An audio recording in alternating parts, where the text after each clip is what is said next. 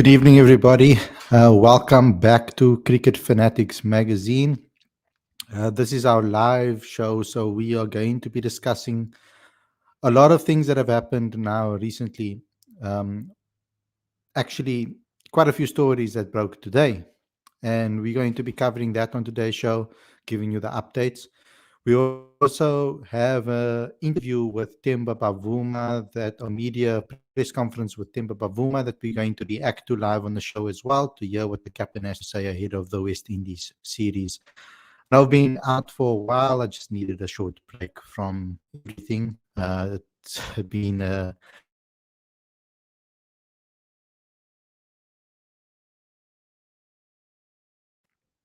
we've had back-to-back games in the World Cup, and it has been quite a schedule. And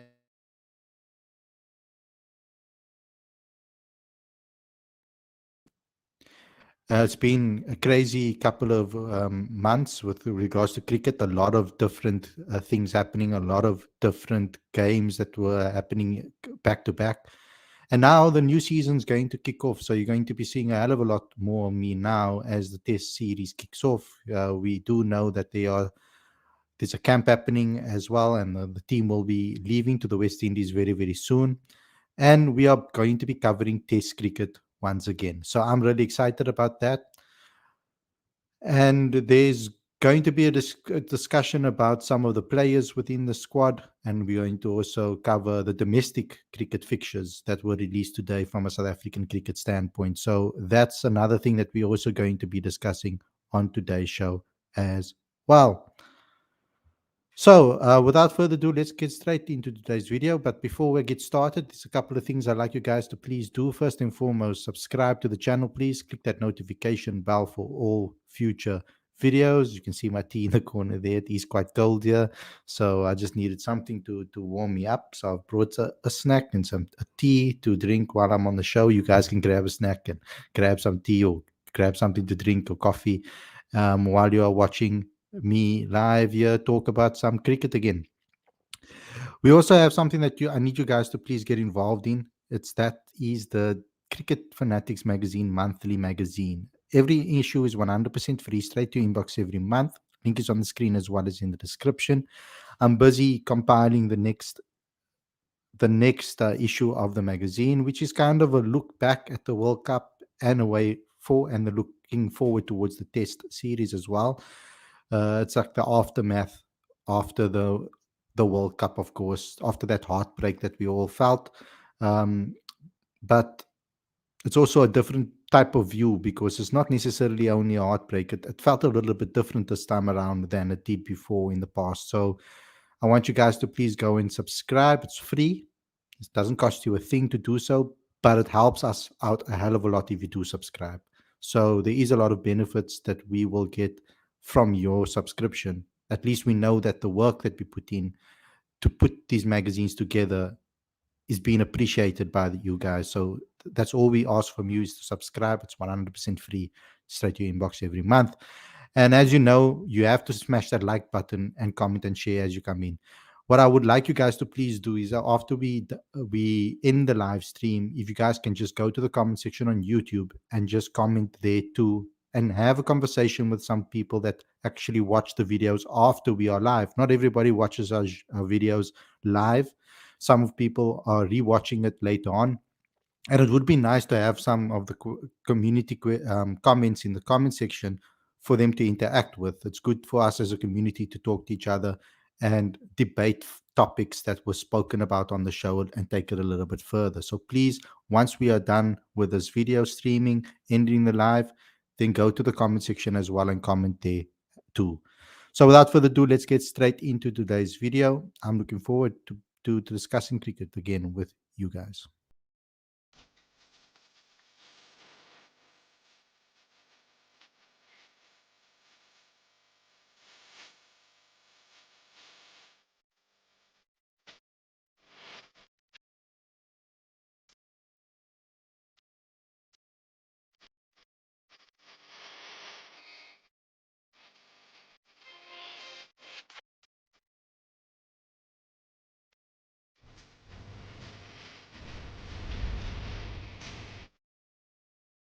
Good evening, everybody, and welcome to Cricket Fanatics Magazine. This is your Cricket Live show. I'm your host, Khalid Moeddin. This is the show where we talk about all the major talking points in South African cricket. And there has been quite a few things that took place today. I won't call it breaking news now because obviously it was broken a couple of hours ago. This afternoon, there was a press conference with Temba Bavuma, which will give us a nice update on how the team is feeling ahead of this West Indies tour. Very important tour for South Africa and for the World Test Championship. But the first major story that was broken this morning was a very sad one for all of us because we are all big fans of this player, and that is Gerald Coetzee. Unfortunately, Jero Kutsia has been ruled out of the West Indies Test series. The 23-year-old sustained the injury while playing for Texas Super Kings in the Major League Cricket earlier this month. He then returned home and underwent further assessments by the Proteas medical team and has subsequently not been medically cleared to take part in the tour. Northwest Dragons fast bowler Michal Pretorius has been named as his replacement. The uncapped Pretorius returns to the Test setup for the first time since his maiden call up in December 2020 against Sri Lanka. The 29-year-old has an overall first class wicket tally of 188 wickets, with his most recent red ball outings garnering 23 wickets in 8 matches for Somerset in the ongoing county championship in England. Also had a very, very great tour season last season with bat and ball for Northwest. So we all spoke about him. We were talking about all rounders on the last show that we did, possible uh, players that could be in the setup as all rounders. And Michal Pretorius was one of the names that did pop up. I almost forgot his name when I was talking about all the other all rounders that are in South Africa. But obviously, we were reminded in the comment section about Michal Pretorius, of course, and I spoke about him a little bit as well. I actually was very lucky to be able to see Michal play at Newlands last season when he did score 80 odd, and he took a fifer, more than 5 wickets in the match, though, but he did take a fifer as well in that match. So Michal is the new person to the side. So let's just give you the updated squad list. You've got Temba Bavuma as captain, Tony De Zorzi, Aidan Markram, David Beddingham, Tristan Stubbs, Ryan Rickerton, Kyle Verreynne, Matthew Brzezinski. We've also got now our all-rounders, Rian Mulder and Michal Pretorius. I've thrown Michal Pretorius in the all-rounders category because of his recent improved performances with the bat in the domestic scene, particularly over the last 2 seasons. And some people might just classify him as a bowling all-rounder. But the way his batting has improved over the last couple of seasons, he's slowly starting to become that complete all rounder. Good with the ball, good with the bat. But it is his bowling attributes that people will probably look at first. He's quick, he's accurate, and he does take a lot of wickets. So it's a very good replacement, I feel, for Gerald Coetzee. It's almost a like for like replacement. Kagiso Rabada, Nande Berger, Lungingiri, Dane Patterson will make up our seam contingent. And then we've got the spinners of Keshav Maharaj and Dane Pitt. So that's the test squad. Just a quick update on the test squad because it's obviously now changed with the injury of Gerald Coetzee. It's a bit of a problem, I feel. This is something that needs to be managed. I've always said our youngest fast bowlers, even though they are really good, we need to manage them properly. And that was always my concern about playing so many T20 tournaments around the world. You are bound to pick up an injury, particularly our fast paced bowlers and our younger fast paced bowlers. They are still growing and developing, and the chances of them picking up an injury are going to be much higher. And Gerald was already struggling with injuries the whole of last season. He really struggled to stay fit. He didn't make it in the SA20. He struggled to play some international games as well. Missed basically the whole World Cup as well from an injury perspective too. So there were concerns about him when it comes to his fitness, and it's a little bit worry because for me because tracking his record, tracking his career since he was in the under 19 setup in Kyle Majola weeks, he's had quite a few injury hiccups in his career so far, and it is quite sad to see that a youngster like him has been suffering with so many injuries so early in his career. So that is a little bit of a problem. I feel that needs to be rectified. And I hope that he does recover quickly and rest up and obviously recover very quickly. So that is the main update when it comes to the game. Now we do kick off this tour on the 31st of July to the 3rd of August. 10 local time is 4 p.m. South African Standard Time. So 10 p.m. Time in the West Indies will be particularly in Trinidad and Tobago, where I did my research. It's 4 o'clock in South African Standard Time. So at least the game does start off at a reasonable time, but of course it's going to end early hours of the morning. So we're going to have to see how we are going to manage doing those live shows directly after the day's play. It will probably be quite early in the morning, guys. So I don't know how many of you guys are going to actually be tuning in the morning early after the show. But if you can, before work, while you're getting ready, if you can come watch and support me and be there to talk about this game, that would be a major, major help. I just want to get some of the live chat right now about Jero Kutsia's injury. That's the first thing that I want to just get over and done with before we get into the next segment of the show. Avin says Kutsia ruled out of the West Indies series. Michael Pretorius was called up as a replacement. Sam says, very happy for Michael Pretorius. Hope he will now get regular chances. SA should rotate their bowlers. We'll have to wait and see. I feel that Michael is good enough to be able to come directly in for someone like Gerald. He can be the direct replacement for him. I feel that they offer something very similar, the two of them. Lawrence says, with Gerald out, it's time for Shukri to properly back Lungi. Ever since he took over as coach, Lungi was dropped from test squad. A fit Lungi is a beast and he has an incredible test record. I'm very much concerned with Gerald. He's way too injury prone. Even when he was only playing with for the Knights before he broke through on the international, he has been injury prone, and I've spoken about that a little bit earlier on in the show. Um, Shatil says, what managing Khalid? They say players don't play as much cricket as they used to. Staying used to play nearly 12 months a year. I'm talking about from a medical perspective. I'm not talking about game time perspective. I'm just talking about him as in his career. They need to manage him better with regards to uh, injuries and how many games he can play. He plays in so many overseas tours, overseas games with regards to T20 competitions. He's basically in all of the major tournaments, IPL.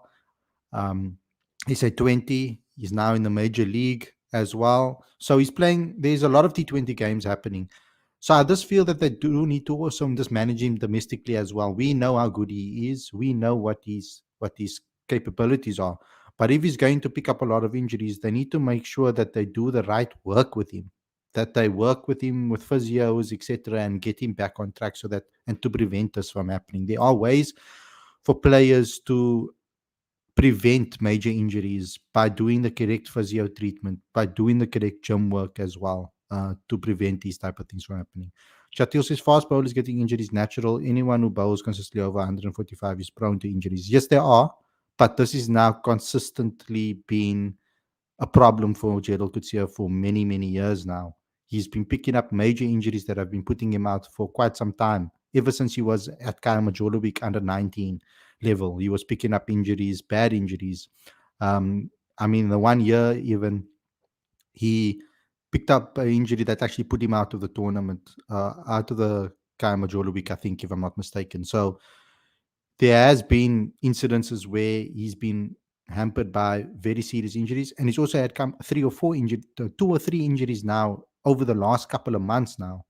It's okay if it's one that has kept him out for a long time, but there's been two or three different injuries that have put him out of many different games last season.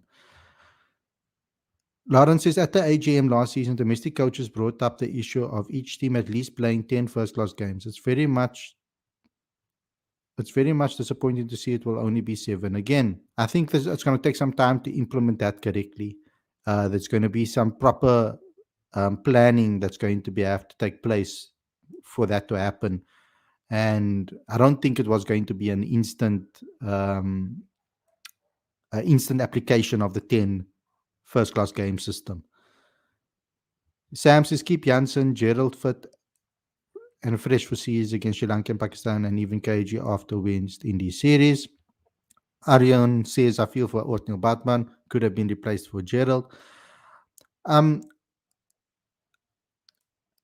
I just think that Michal Pretorius had a better season than Othniel Batman last year when it comes to first class cricket. Othniel had a very good breakthrough season when it comes to the white ball arena, but his first class record wasn't as great, but that's also because of games played and conditions when it comes to the home fixtures.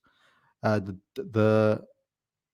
the Dolphins don't necessarily always play all their full seam attack when they play first class games. They play a lot of spinners because of the conditions. Chatil says maybe they aren't bowling as much as the likes of Steyn, Morkov, Philander, Rabada used to. But also it's the I think the amount of T20 games that they are playing is way more than those players played. I also feel that the lack of first class cricket is also a problem because I feel the more first class cricket they actually play, the more conditioned they'll be. Their bodies will be more conditioned for match fitness with wise.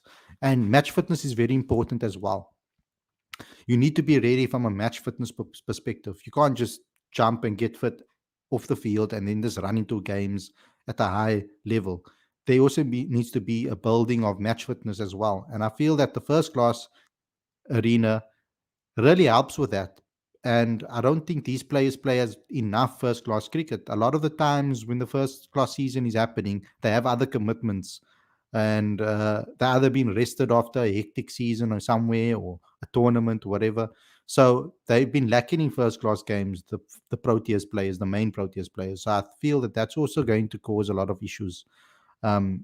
Because switching between different formats, playing 50 over, then T20, then 50 over, then first class, it is quite taxing on your body, and you need to be conditioned for that. Lawrence says, I thought with us having SA20 that our players won't be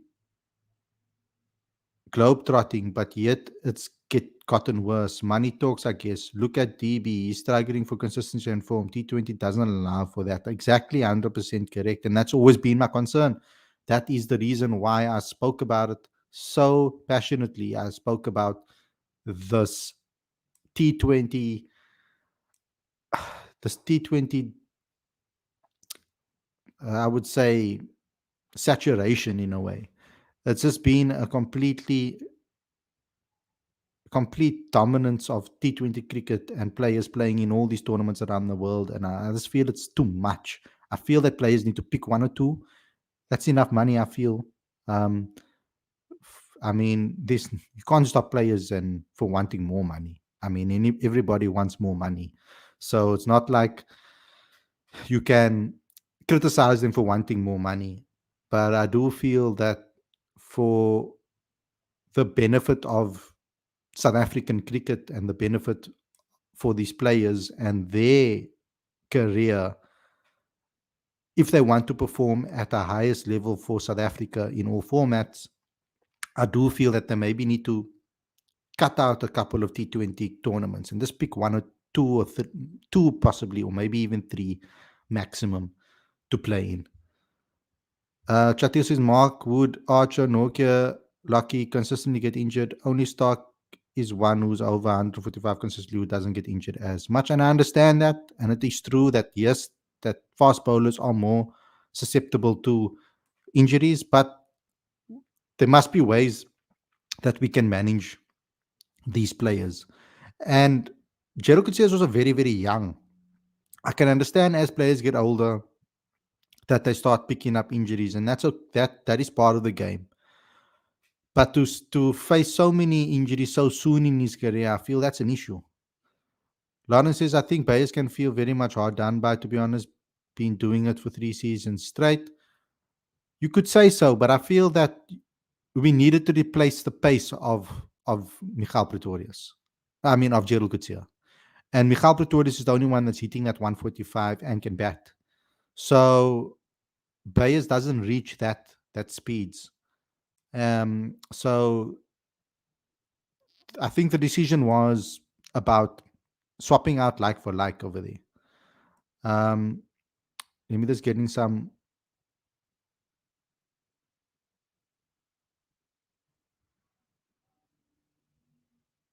Dick says Nanda KG Michal Lungi is a good enough bowling attack for the West Indies, and I agree with you over there. So let's move on to Temba Bavuma and what he had to say. Um, I want to go through this with you guys and react to it while we listen to the audio. Let's see what the captain had to say ahead of this tour. 21, the last time the Poachers were in the West Indies. I think that's when you had a broken hand or something, didn't you? You didn't go. I know we won 2-0, but it's kind of like an awkward place to go, isn't it? Because the conditions, you're never really sure what you're going to get. Yeah, that was the last time we went during COVID. Like you rightfully say, I was injured during that series. I think I hurt my groin, and then hurt my finger in the fitness test. So not too many good memories from that point of view.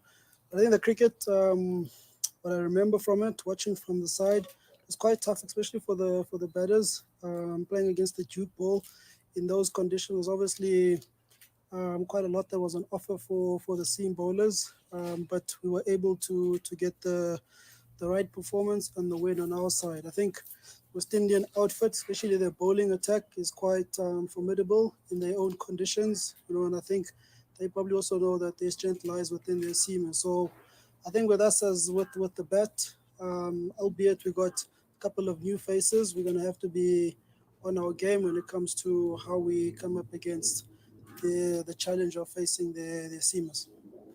Next question. We do know that even though the conditions are going to be favorable to spin, perhaps we've heard that West Indies conditions are quite favorable to spin. The big talking point is going to be the seam bowlers. We faced West Indies already, and we did have quite a bit of trouble against the seamers. They've got some talented seam bowlers over there. Azari Joseph is one of them that I want to just highlight because he is one player that has a hell of a lot of energy, accuracy, and pace, bounce, everything. He's a really, really good fast bowler.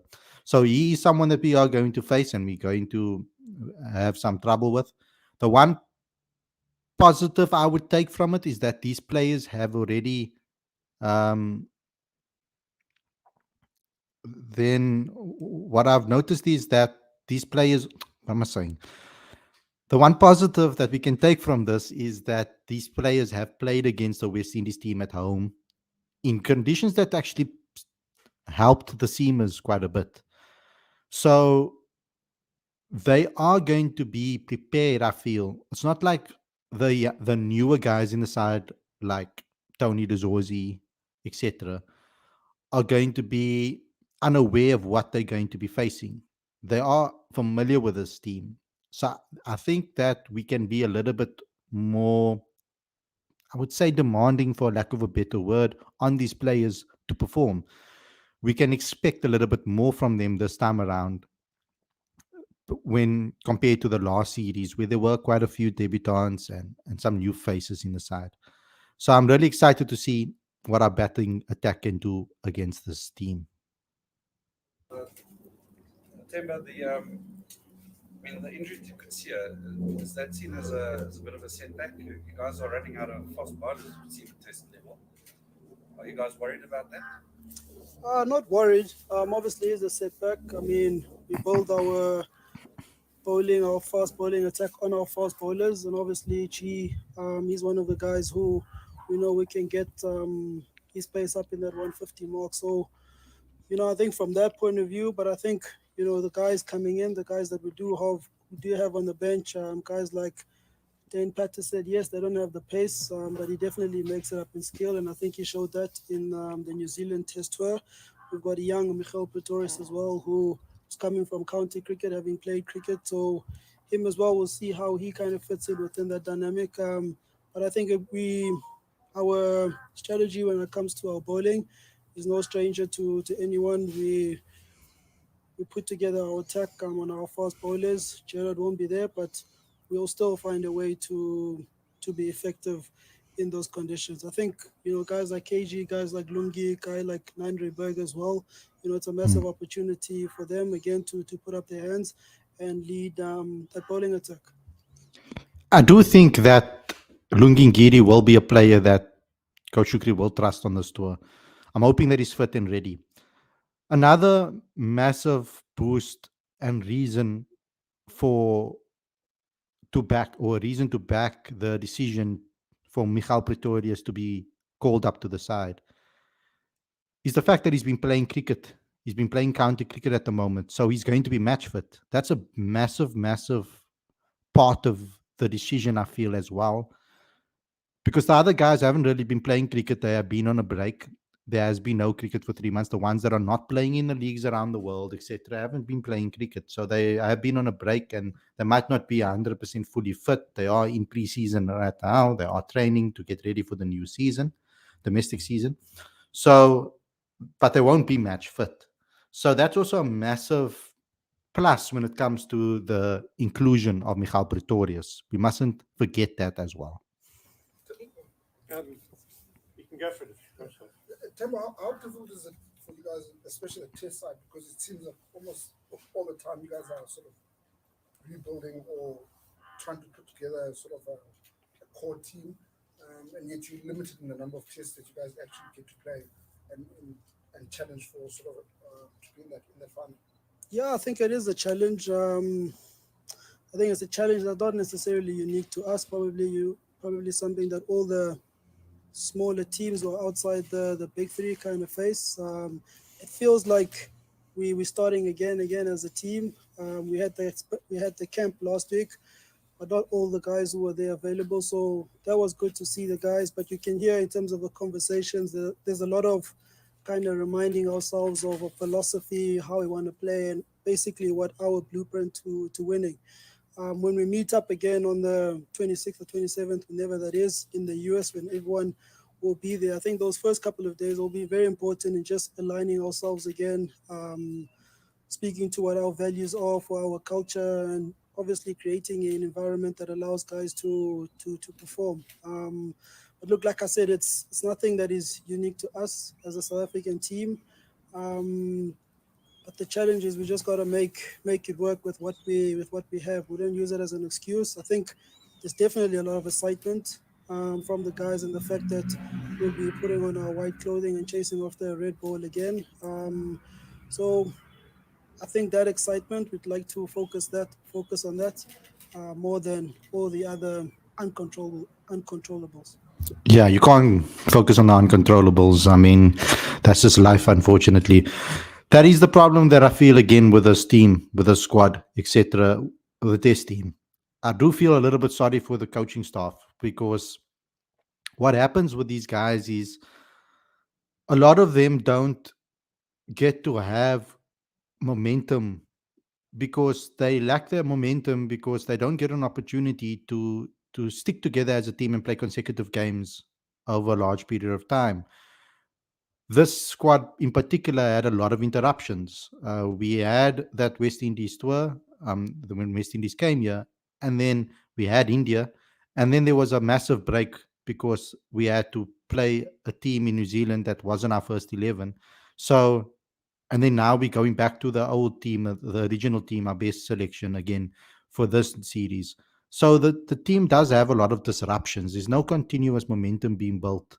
So I think that's a little bit of a problem for the side, and it is something that I hope that they can do, and they can find that spirit again. It's good that to hear that Temba said that there is going to be a day or two for these team players to spend time together, to obviously mix and interact with each other, spend some time, quality time together outside the field in a training environment, and actually spend some time to bond, because that's very important for team morale and the team environment. I'm going to go Ken then Mishlatsi. Tim, I know the Proteas have never taken Test cricket for granted, but is there like a sense now, because you've only got 8 tests in the sort of next cycle? Is there kind of a sense in the camp that we really need to make everyone count? Yeah, I think every game To be honest, Ken, that you play, there's that desperation, if I could say, that every game counts. You go out there to win every game. I think just an away tour is tough in itself. So I think for us, and especially us looking at the inexperience or the new faces that we find within the team, I think it'll be a good test for the team and even those younger guys to kind of stamp their authority on international cricket. But I think nothing will change really. We will prepare as best as we can against the West Indies. Make sure we leave no page unturned. Prepared to play our best cricket, and we know that if we do that, the result will take care of itself. Yeah, let's do the basics right, ultimately. I see, Sam, you're asking who's going to be the batting coach in tests. Need someone who is technically sound, still not a permanent named. Well, Ashwell Prince is named as the batting coach for the tour, but he has some personal issues, personal reasons he's had to pull out of the tour. So Imran Khan will be replacing him on this tour as the batting coach. The Dolphins head coach will be replacing Ashwell Prince as the batting coach on this tour. Just a quick update on that as well. I wanted to give you guys. Mshlati? Skips. In the past, Coach Shukri has spoken about Tristan as having the ability to bat at number 3. Is that a place where discussions have been had of having him there as a long-term situation for the test side? Yeah, I think Coach Shukri, he's been unequivocal about his stance on Tristan. He sees him coming in at that number 3 role, and he'll probably do that in this series. I think from a technical point of view, it's one of the guys who are quite sound from that point of view. And I think the more opportunities he gets, the more he'll really get to understand how it is to go out and score big runs. He's done it at domestic level. He's done it at A-team level, so he's no stranger to that. I think we all back him. I back him in that role, and he's definitely a long-term play. I think also understanding that he probably hasn't done a lot of it at domestic level, that probably need a little bit more support and push and backing, which, by the sounds of it, Shukri is happy to do. So, we all back Tristan, we all back anyone who gets an opportunity within the team. And I think he's one, it's a rather exciting one. I think we all look at his career.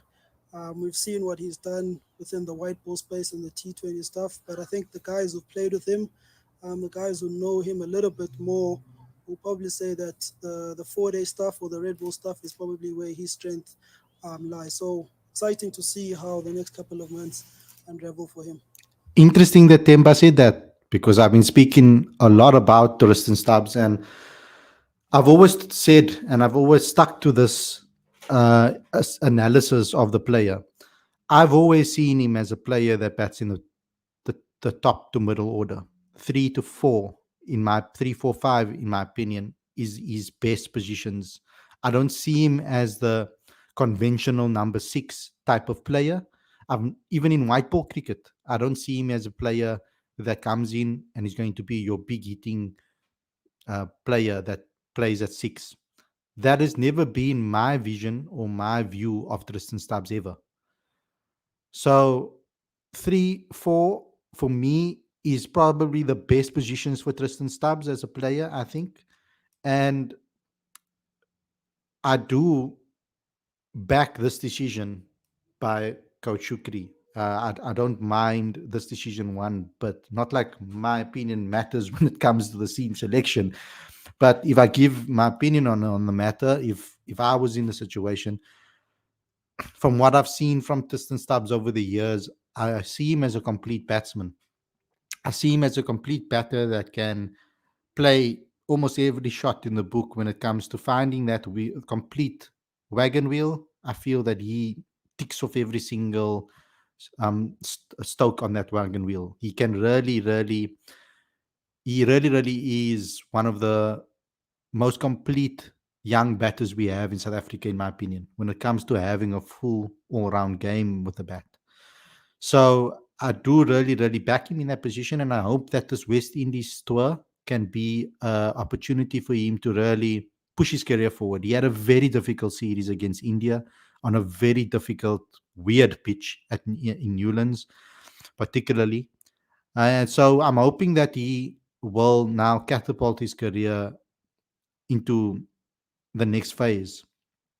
3 and 4 with him and Temba, and 5 with Bedingham. That middle order just looks really tasty.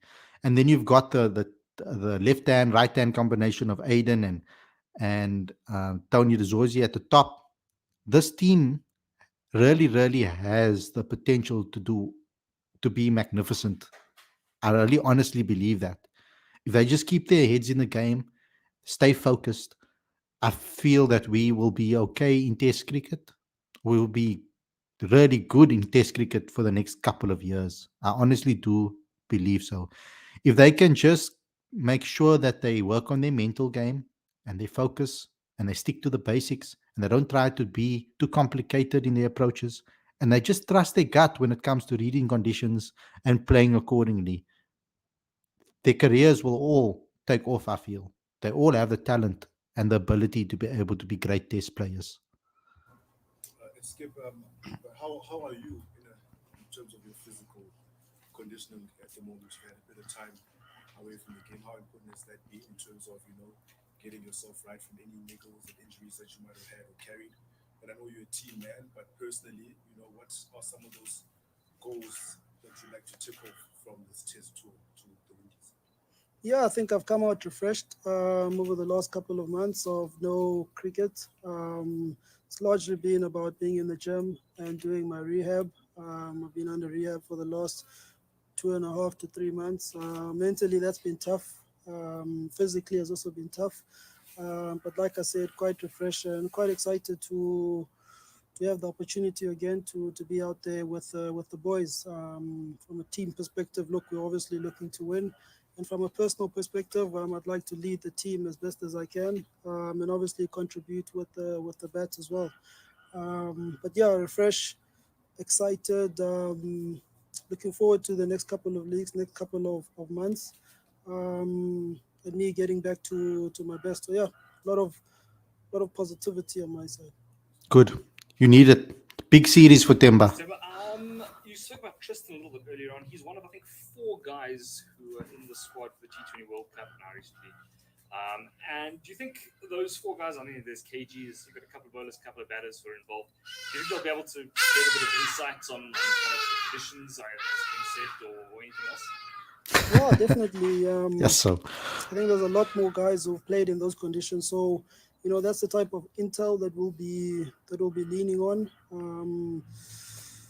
I mean, guys like KG, guys like Lungi, guys like Keshav, they were there in 2021. They were obviously there now with the World Cup. Aiden, Tristan with the bat, those guys were there. So all type of intel we'll take from them. And I think, like, speaking about those guys, the bit that I've chatted to them, all of the guys are in good spirits. They obviously did us proud at the World Cup. Unfortunate that we weren't able to get over the line, but I think in terms of from a mental point of view, where the guys are in good spirits and really are raring to go. Tim's just reminded to just keep looking at the cameras there, sorry. Trying the sun. Yeah, Sorry. Yeah, they're outside guys, obviously. As captain, presumably you choose where you want to bat. What do you like about the number 4 position? I think it's the responsibility. I think in my test career, I've always found myself started at 6, started at 5. I was at 5, but I think now with the responsibility coming in, wanting to step up, wanting to score big runs, that opportunity comes at nicely at number 4. I think also the makeup of our team, got a couple of stroke players within the side, guys like Aiden at the top, guys like Stubbo who can get going, Bedingham coming at 5. So I think in terms of it being a good mix for those guys, I think it works quite well. I didn't choose where I wanted to bat, but I mean, I'm pretty much happy wherever I find myself, wherever I am. But I think, yeah, me at number 4, I think that works nicely looking at the combination of all the batters. So that's an interesting point of view. That answers the question about the 3 or 4 position. He feels that it's a lot of responsibility to bat at 4. and also because of the makeup of the team with regards to players that are more stroke players, a little bit more attacking. Having them at the top of the order can give you a massive advantage in a match, and I guess that is something that they're looking at with regards to that.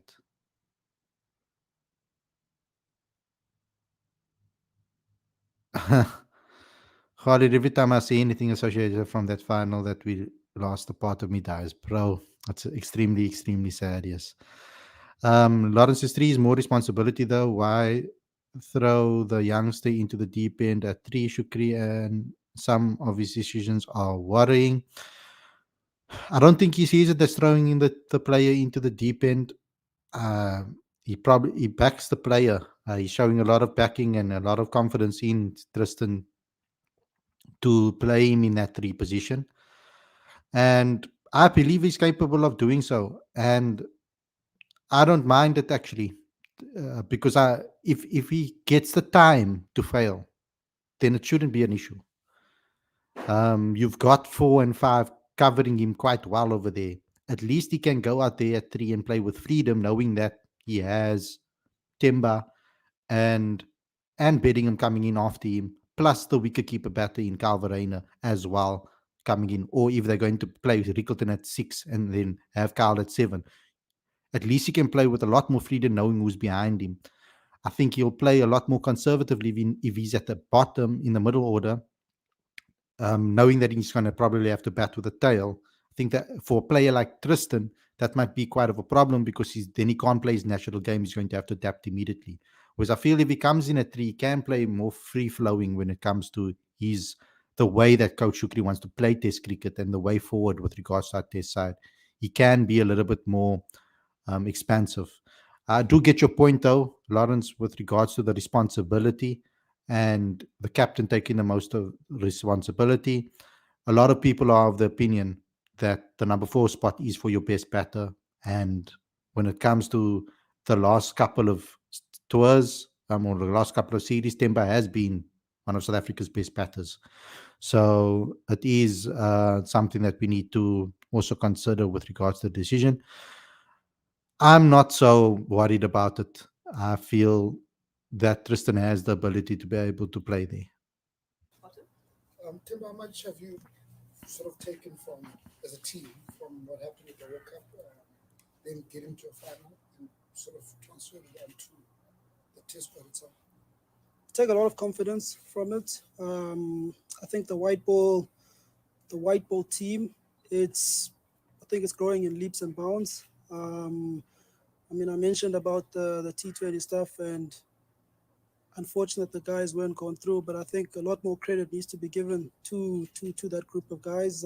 Never played much cricket together the last season, and for them to literally get there at the World Cup and get to a final, and the manner in which they did that, I think that speaks volume for that team.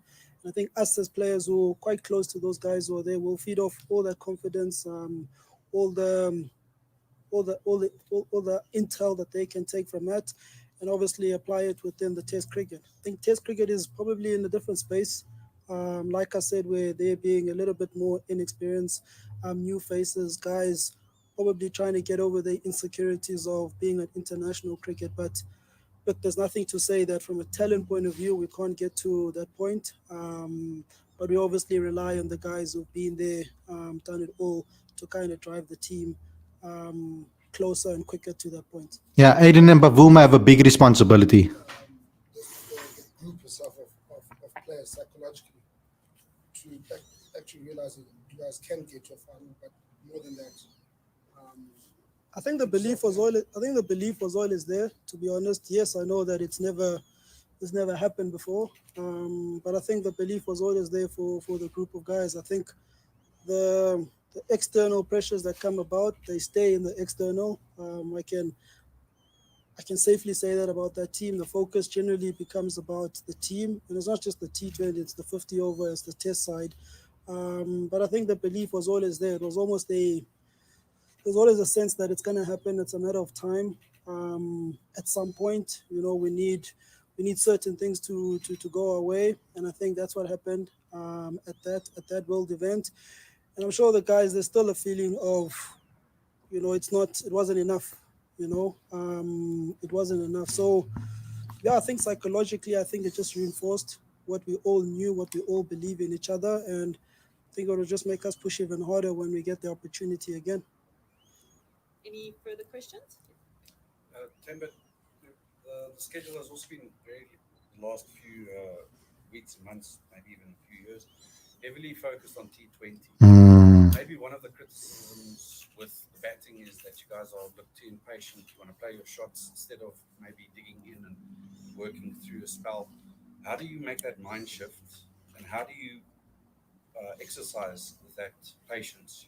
When you get into a test match where you have to maybe block for a few innings, just to block it out. How do you make that mental shift firstly, and how do you exercise and train for that patience?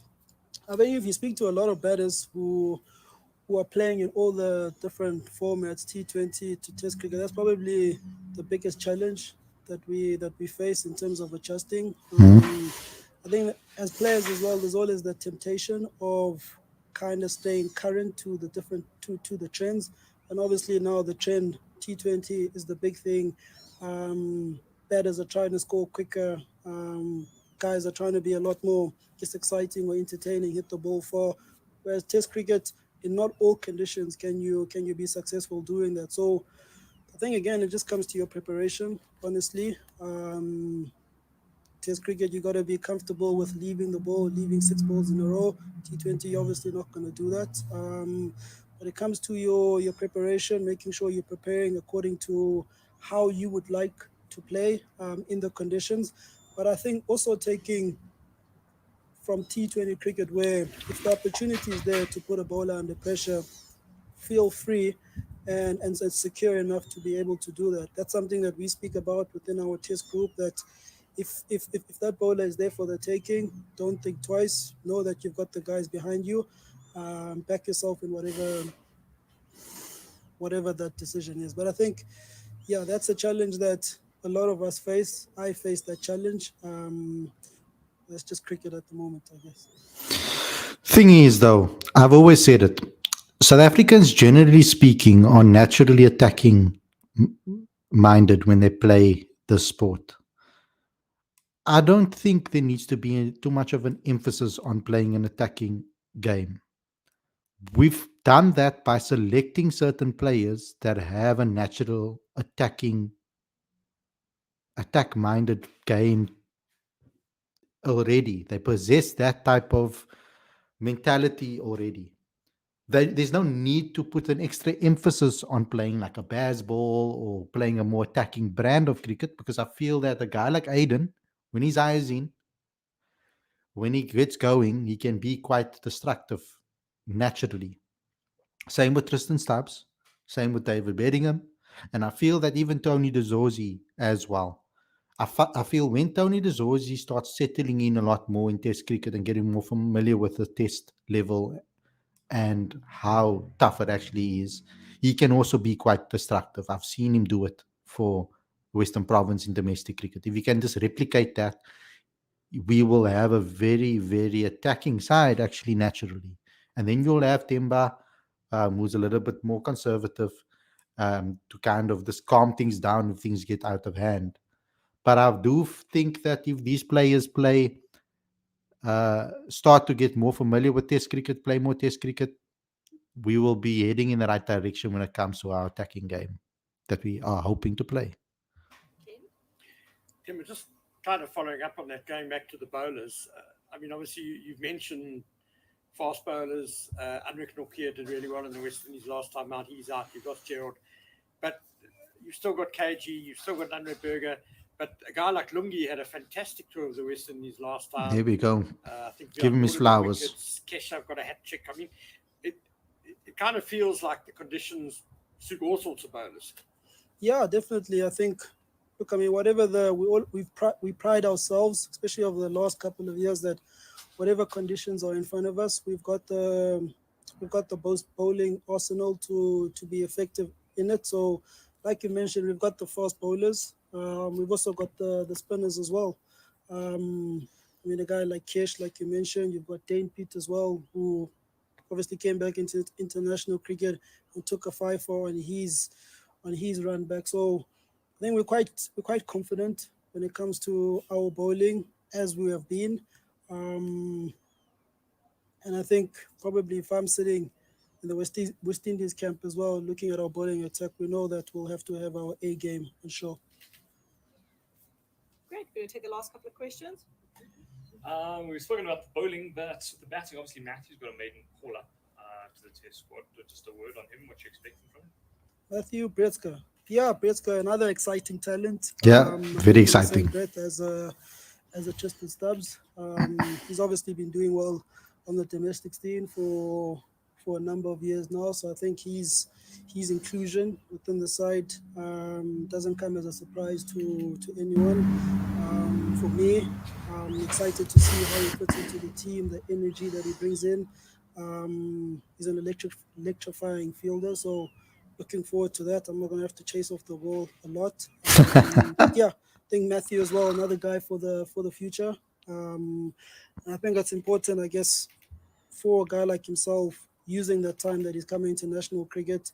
He acclimatizes to the intensity, the standard as quick as he can, so that when the other old guys leave, he's able to kind of step in. But yeah, excited for Matt, excited for Tristan, excited for Michael Pretorius as well.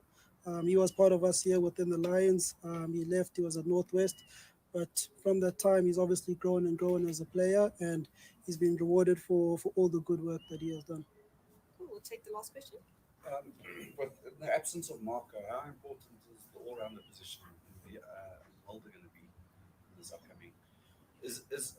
I mean, there might be a discussion that Mulder's on a kind of a trajectory that he needs to do very well in the West Indies. So how important is his role going to be in upcoming tests? Yeah, look, I think I see it a little bit differently when it comes to Vian.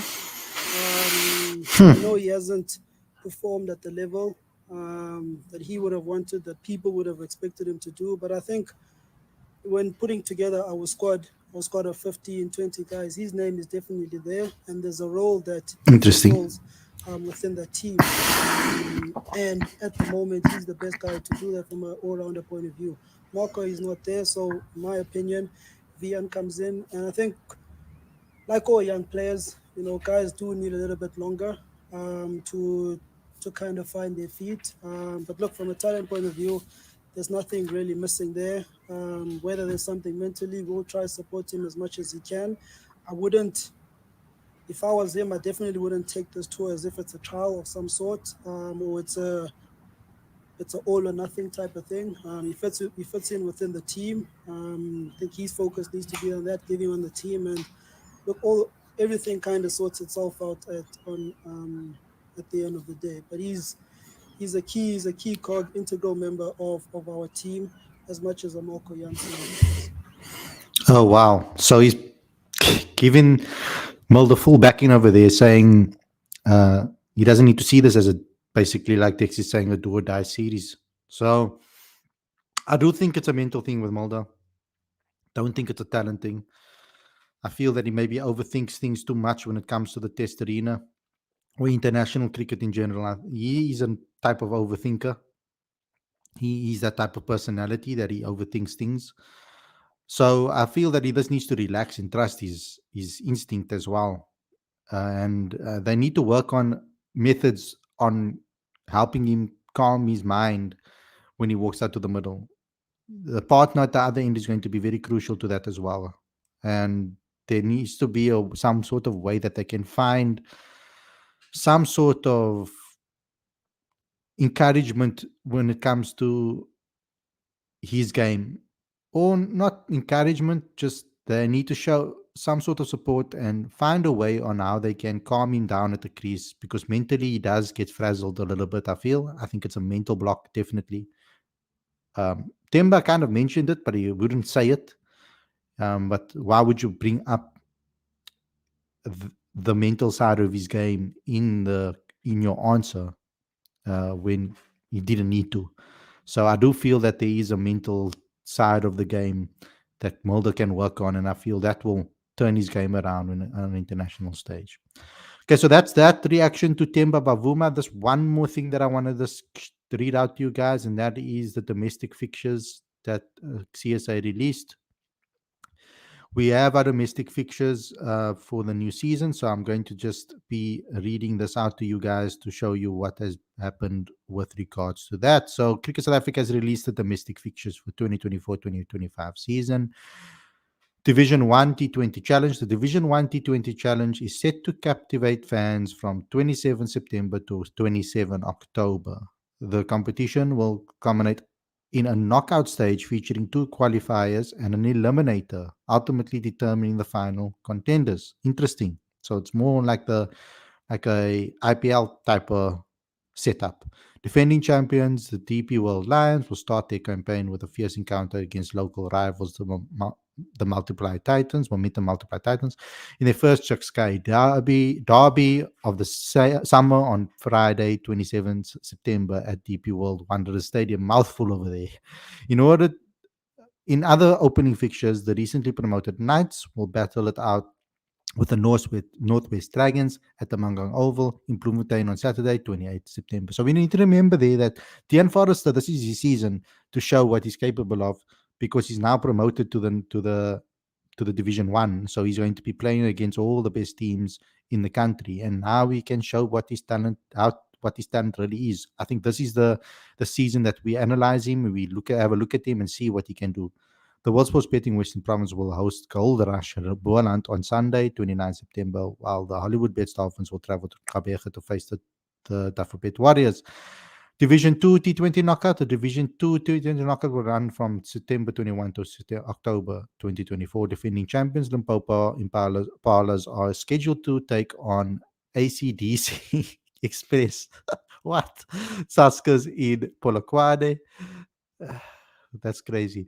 Last season's T20 knockout runners-up, Northern Cape Heat, will host Eastern Storm, Kimberley on Saturday, 22nd of September. Mpumalanga Rhinos will face the Six-Gun Grill Garden Route Badgers in White River on Sunday, 23 September. The 4-day series and 1-day cup. The 4-day series is scheduled to commence on 30 October, promising an intense long-form cricket action. The series will culminate in a 5-day final from 10th to the 14th of April 2025. The 1-day cup will get underway in February 2025, offering fans more excitement and high-stakes competition. So once again, we kick off the season with T20 cricket, guys. Hi. CSA's Chief Executive Officer, Poletse Museke, commented, CSA is excited to announce the domestic fixtures for the upcoming season. This year's schedule promises an exhilarating mix of matches that will showcase the depth of talent in South African cricket. The domestic competitions are a crucial platform for players to perform at their best and for fans to enjoy top quality cricket. The team is also working hard behind the scenes to ensure the second season of the Women's Professional League is bigger and better, reflecting our commitment to advancing women's cricket in the country. We look forward to the action-packed season, said Museki. And if you guys want to go have a look at the fixtures, you go to cricket.co.za/CSA-domestic-league, and you will find the fixtures here. I'm not very a big fan of the way this is really set up, but it is what it is. But here's all the fixtures. As you can see, and then you can click on these little dots to go right or left. So, which I don't really like much, but it is what it is.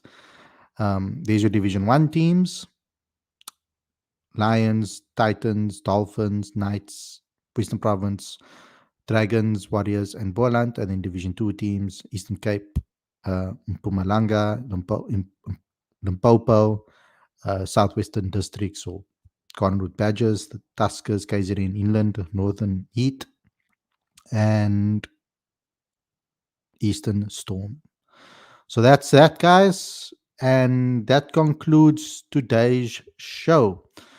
So Sam, I see you keep asking me about Aiden Markram in every single comment on YouTube, consistently spamming me about it.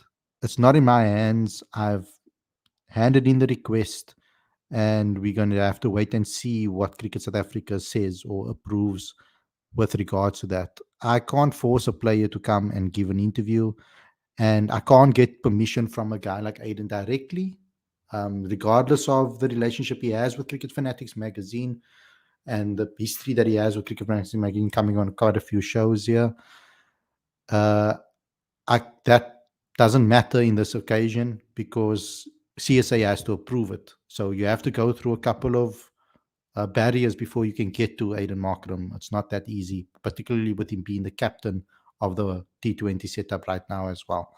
So I have sent a request and I can't force them to send him our way. So please understand that when it comes to your request. But anyway, guys, thanks a lot for tuning in. Hope you guys enjoyed this episode. Please subscribe to the channel, click that notification bell for all future videos. I'd like you guys to please also subscribe to Cricket Fanatics Magazine Monthly. Every issue is 100% free, straight to your inbox every month. The link is on the screen as well as in the description. And I'd also like you guys to please smash the like button. And once we end the stream, please comment in the comment section below. Share this video far and wide to all South African cricket fans that you know as well. Thanks a lot for watching. I hope you guys enjoyed this episode. And I'll see you guys again very, very soon for another live show. We will do previews and reviews of the test series. You know how we do it here at Cricket Fanatics. Before the first test, we will do a preview, and then after each day, we'll do review shows to discuss what happened on the day of play. Thanks a lot for watching, and I'll see you guys very, very soon. Peace up and have a blessed evening.